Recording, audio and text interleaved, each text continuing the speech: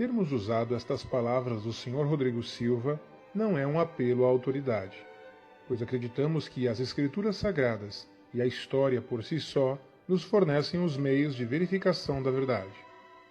Mas achamos que seria interessante para alguns que não são testemunhas de Jeová observarem aquilo que não é uma opinião do Sr. Rodrigo Silva, mas sim um dado histórico, um fato.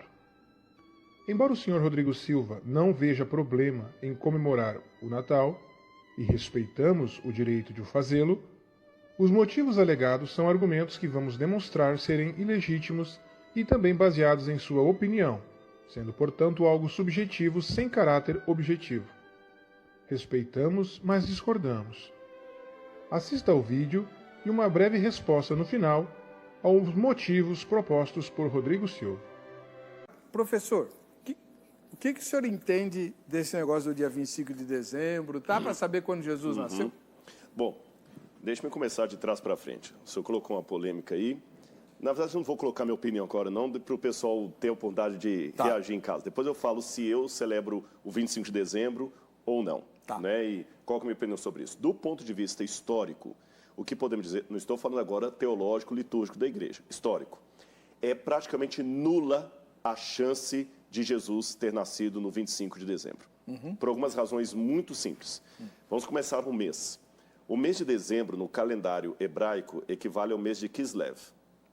E se nós pegarmos na Bíblia, em várias passagens, Kislev é um mês frio, de chuvas, de inverno. Não só na Bíblia, tem passagens lá, por exemplo, de 2 Reis, eu quero lembrar agora o capítulo, onde fala o seguinte: era o mês de Kislev e todos estavam, e o rei estava no seu palácio de inverno, se aquecendo na lareira. Quem vai para Israel, sabe, como eu falei, eu acabei de chegar lá agora, quinta-feira, e lá já está começando a fazer frio. Eu peguei lá a temperatura de 6 graus em Jerusalém.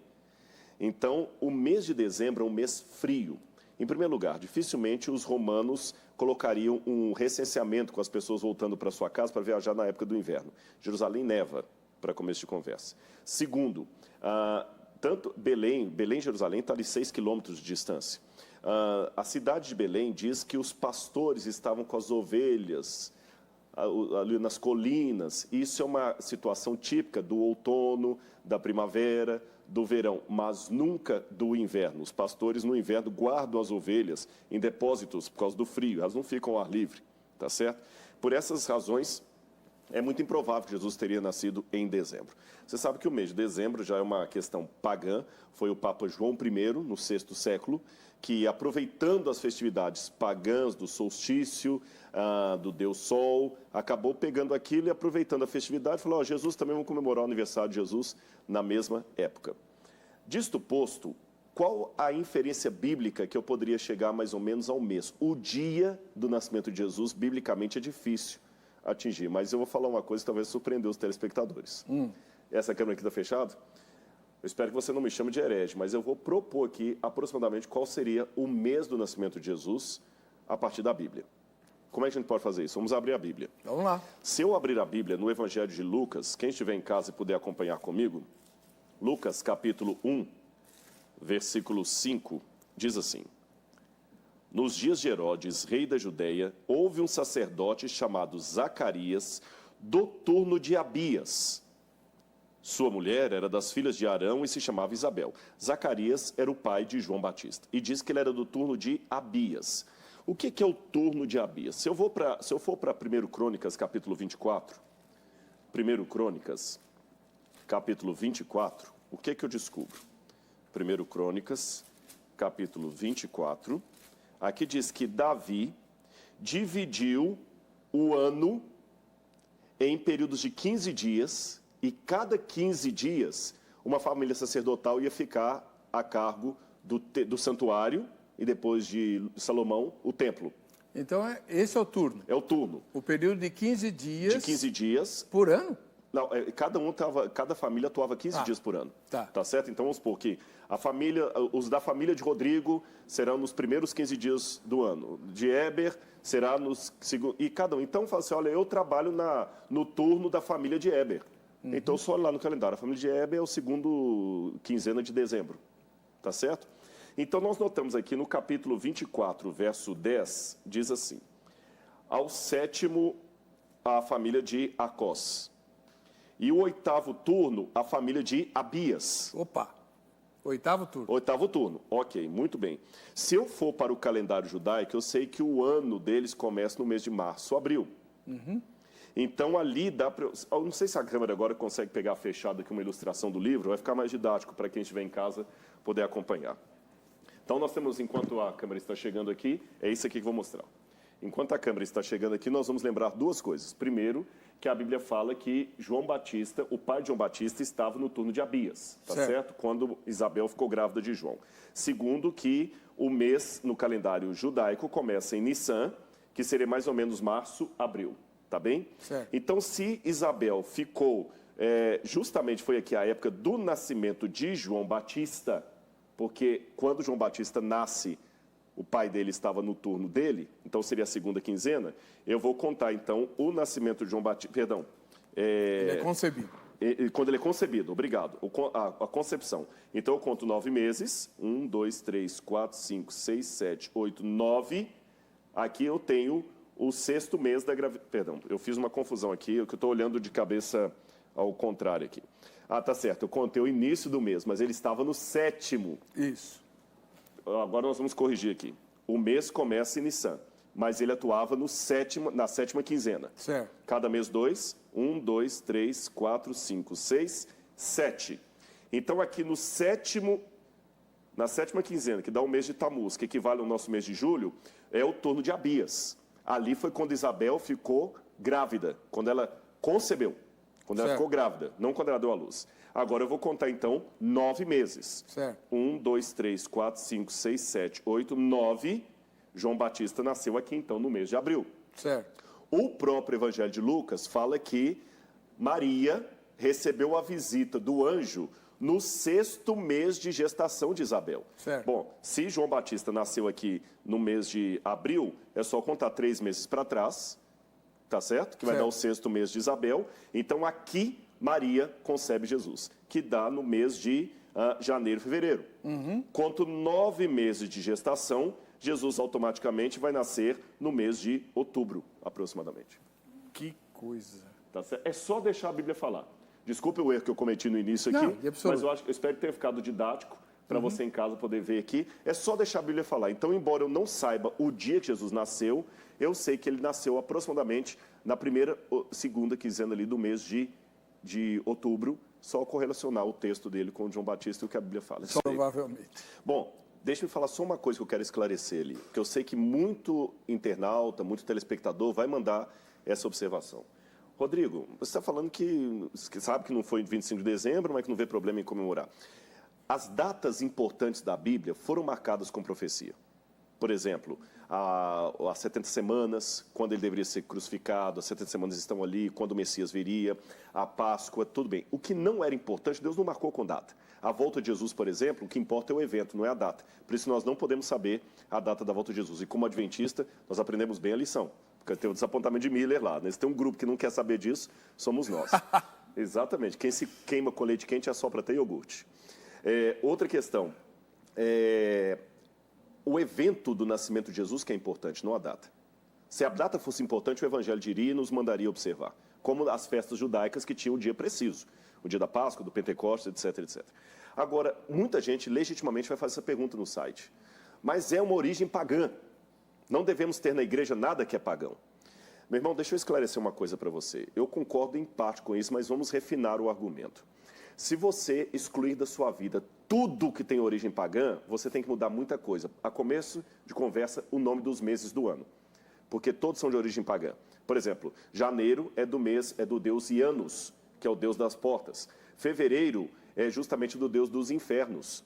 Fevereiro é februarus em latim, é justamente o que marca os portais do inferno. Febre, februário, vem tudo de fevereiro. Então não posso chamar fevereiro de fevereiro, porque é uma homenagem ao deus dos infernos. Por isso que o carnaval é em fevereiro? Exatamente, mas tem a ver. A festa de Baco que pega fevereiro, às vezes março, por causa das Saturnálias e tudo mais, é do deus Saturno. Julho, em homenagem a Júlio César, que se dizia Deus. Agosto, em homenagem a Augusto, que se dizia Deus. Então também tem que mudar, também como cristão, não posso aceitar os meses do ano. Se eu estiver num país de fala inglesa, ou alemã, ou espanhola, também tem que mudar os dias da semana, porque lunes, miércoles, Monday, Sunday, é tudo também pagão. Também não posso comemorar aniversário, porque também é de origem pagã. E muita gente que chama-se Diana, Apolo, tem que mudar o nome também, porque é nome pagão também. Então, irmãos, o dia de meia-noite é meia-noite, também tem que mudar, porque também é de origem pagã. A Bíblia é de pôr do sol. Então, se eu excluir da minha vida tudo que tem origem pagã, eu vou parar de... Até a língua portuguesa é de origem pagã, porque o nosso alfabeto, tudo, vem do latim.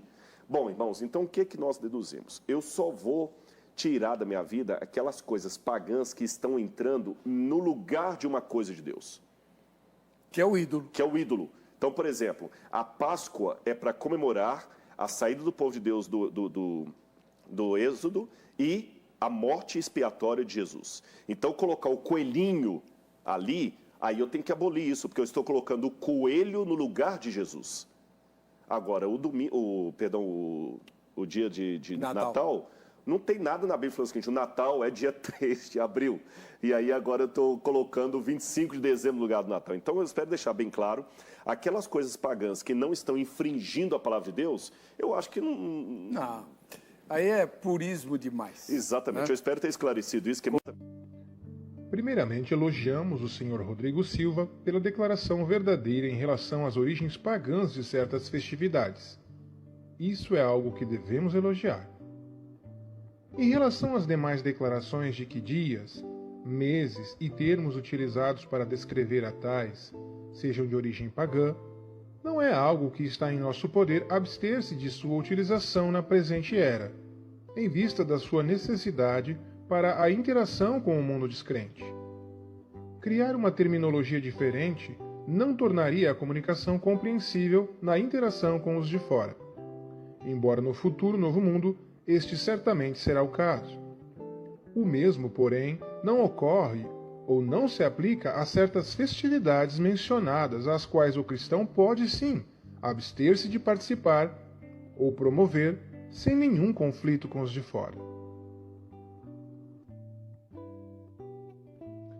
O povo hebreu era uma nação nuclear, fechada, e obviamente os meses tinham nomes não pagãos.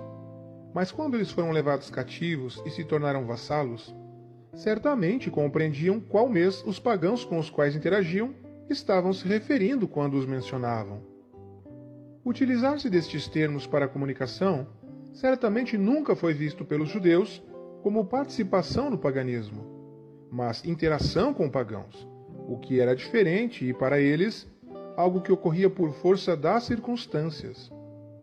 Mesmo diante destas interações, nunca nenhum judeu comemorou natalícios, nem os apóstolos e cristãos dos primeiros séculos o natalício de Jesus.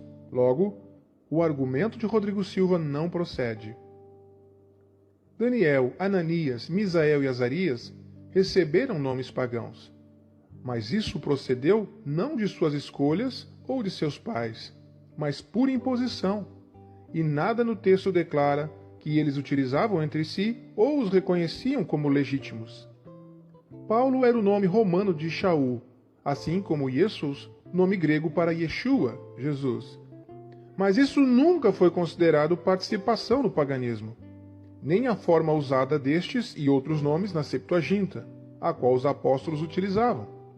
Desta forma, o argumento de Rodrigo Silva não procede.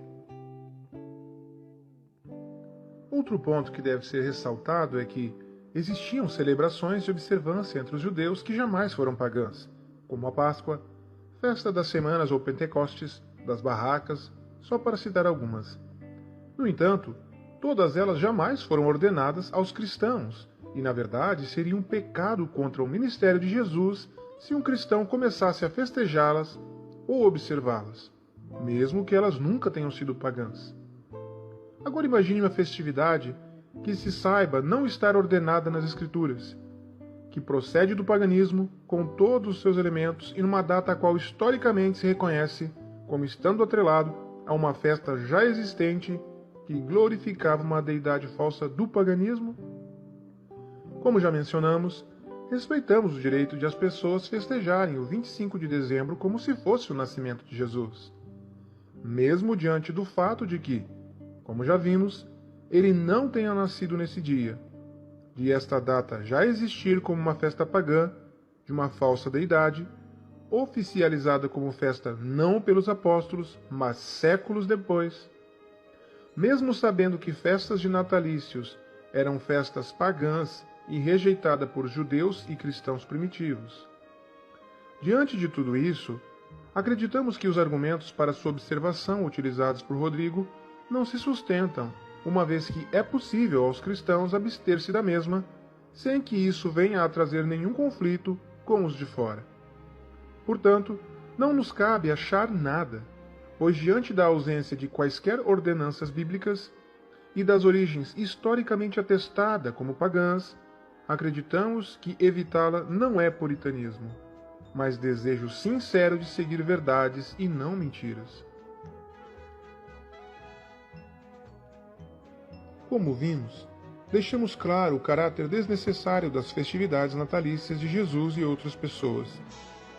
Tais festividades, em sua origem, não vieram do judaísmo ou primitivo cristianismo, mas está historicamente atestado como sendo ritos e observâncias de povos, os quais não faziam parte do povo de Deus, e os quais estabeleceram tais festividades e observâncias com base em elementos associados ao culto de suas divindades. É fruto do misticismo e superstições, visando obter proteção das divindades mediante ofertas e pedidos conjugados a observações astrológicas que atribuem significado mágico e espiritual ao dia do nascimento da pessoa. Não procede das Sagradas Escrituras. Não deve ser observado. Nós, testemunhas de Jeová, respeitamos o direito de as pessoas decidirem para si quais serão suas prioridades na vida. E por isso não tentamos impedir que pessoas sejam livres para decidirem por si mesmas. Da mesma forma, gostaríamos de ser respeitadas em nosso posicionamento, o qual tem respaldo histórico e bíblico. Acreditamos que, em todos os dias, podemos demonstrar amor e gratidão a Jesus e a todas as demais pessoas que amamos.